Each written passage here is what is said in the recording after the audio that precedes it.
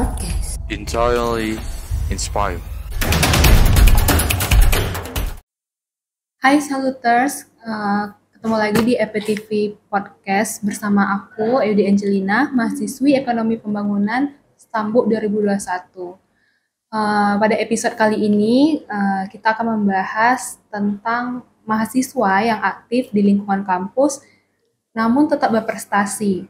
Di tengah kesibukan akademis ini, ternyata banyak sekali loh mahasiswa-mahasiswa yang bisa menyeimbangkan kegiatan organisasi, kegiatan sosial, namun tetap meraih prestasi di bidang akademik. Maka dari itu, pada episode kali ini, kami mengundang narasumber kami, Kak Farhan. Halo Kak Farhan. Halo.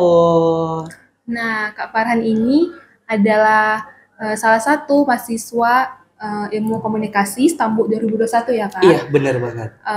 Dan beliau ini banyak melakukan kegiatan di kampus maupun di luar kampus, namun tetap mendapatkan banyak prestasi di bidang akademik. Nah, sebelum itu kita kenalan dulu nih dengan Kak Farhan. Nah, Kak Farhan, bisa diceritakan sedikit tentang diri Kakak? Oke, halo Saluters semuanya. Kenalin aku Farhan Farilubis, biasa dipanggil Farhan. Aku merupakan mahasiswa tahun ketiga di Universitas Sumatera Utara, tepatnya di Fakultas Ilmu Sosial dan Ilmu Politik dengan program studi Ilmu Komunikasi. Iya, Kak Farhan, ini di kampus Kak Farhan ini saya lihat aktif juga ya, maupun di luar kampus. Nah, saya mau tahu dulu nih, di lingkungan kampus kegiatan apa saja sih yang Kakak ikuti? Oke, baik. Jadi emang dari semester 1 dari Meba udah mengikuti UKM. Jadi di awal tahun itu, awal semester banget mengikuti UKM IMPM USU atau Ikatan Mahasiswa Peduli Masyarakat. Masih itu aja, terus kemudian lanjut dengan mengikuti UKM yang lain yaitu USU Media. Jadi kegiatan di kampus memang selain berkuliah juga aktif di UKM yang ada di USU. Ya, untuk di luar kampus nih Kak, mungkin 2 organisasi mungkin yang Kakak ikuti, boleh dijelaskan Kak? Kalau di luar kampus sebenarnya memang aktif di bidang sosial, yang khususnya di bidang kesehatan khususnya, terlebih itu di anak-anak pejuang kanker yang ada di Kota Medan. Jadi memang aktif untuk berkegiatan di situ karena memang di Medan sendiri ada yayasannya. Jadi saya juga salah satu volunteer di sana. Jadi memang rutin untuk melakukan kunjungan ke yayasan, bertemu dengan adik-adik pejuang kanker ataupun orang tua yang sedang membawa anaknya berobat di rumah sakit seperti itu untuk menjalani pengobatan. Baik Kak, luar biasa.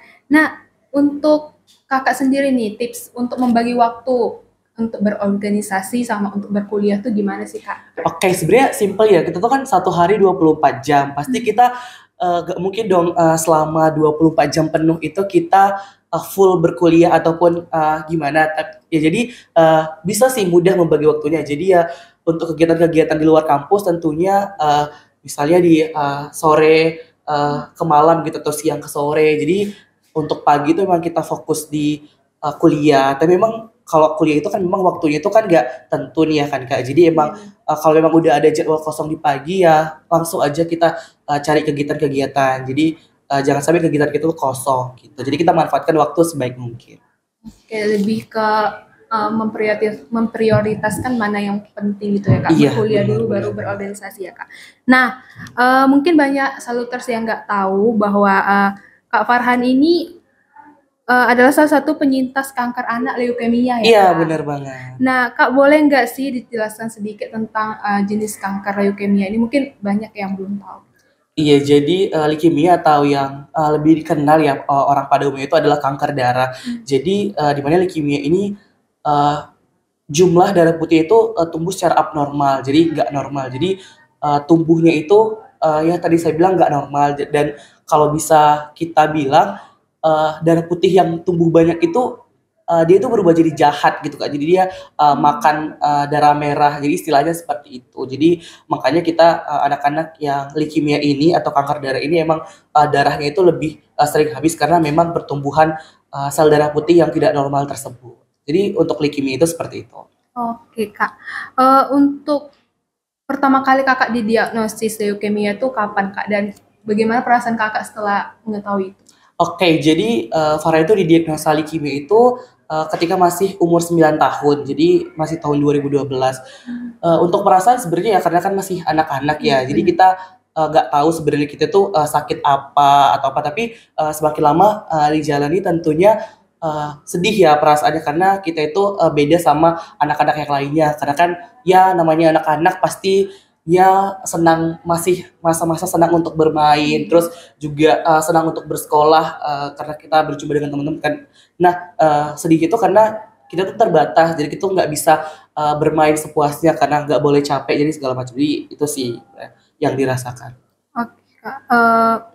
Untuk proses pengobatannya nih Kak, apa aja yang seingat kakak yang kakak jalani dan apa sih tantangan terbesar yang kakak hadapi pada saat menjalani proses pengobatan itu?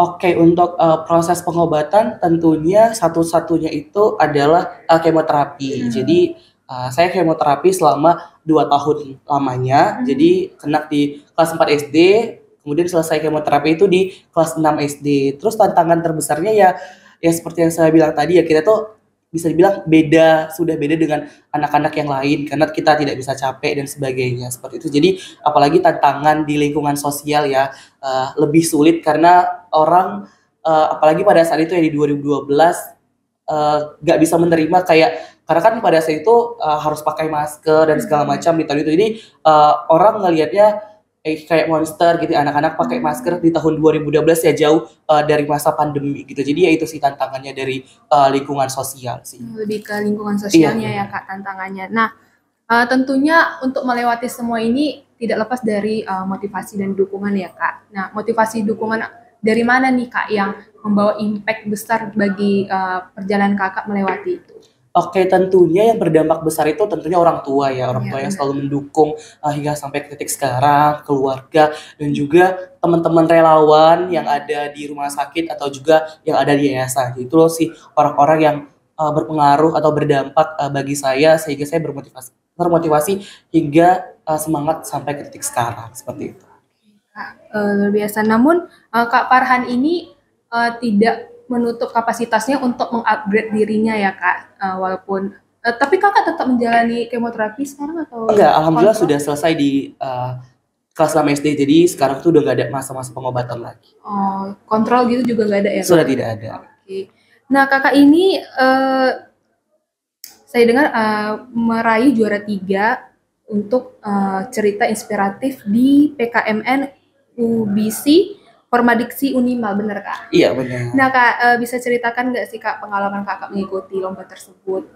Oke, jadi sebenarnya lomba itu adalah lomba pertama yang saya ikuti untuk tingkat nasional. Jadi memang hati saya tergerak untuk mengikuti lomba ini, kan lomba kisah inspiratif, cerita inspiratif. Jadi kita menceritakan kisah kita, perjuangan kita. Jadi yang saya angkat itu ya tentunya perjuangan saya melawan kanker, terus berjuang hingga bisa sampai ke titik sekarang ini kan, perjuangan yang tidak mudah. Jadi itu yang saya angkat. Sebenarnya tujuannya itu sebenarnya ingin memberikan inspirasi kepada banyak orang. Makanya dengan kita mengikuti kegiatan nasional, lomba nasional tersebut, karena kan kita berjumpa dengan teman-teman dari seluruh Indonesia. Jadi ingin ngebuka mata masyarakat lagi bahwa sebenarnya kanker itu dapat disembuhkan. Gitu sih sebenarnya, makanya mengikuti perlombaan itu. Oke Kak, luar biasa. Nah, perasaan Kakak untuk memenangkan juara kisah inspiratif itu tentu Kakak merasa bisa memotivasi banyak orang gitu ya Kak. Iya. Nah, untuk rencana masa depan nih Kak, apa sih rencana masa depan dan harapan Kakak baik dalam karir ataupun kehidupan pribadi Kakak? Oke, tentunya kalau di karir ya tentu kita ingin mendapatkan pekerjaan yang baik gitu kan, sesuai dengan minat bidang yang kita pelajari sekarang ini tentunya ya. Tapi selain itu juga karena memang tetap fokus dalam penanganan kanker pada anak, tentunya ingin lebih membuka mata lagi masyarakat bahwa kanker itu dapat disembuhkan. Jadi ingin membuka yayasan mungkin untuk rencana kedepannya. Jadi biar semua orang itu lebih aware lagi terhadap kesehatan, khususnya terhadap penanganan kanker. Seperti itu sih untuk rencana kedepannya. Waduh, bagus sekali untuk rencananya.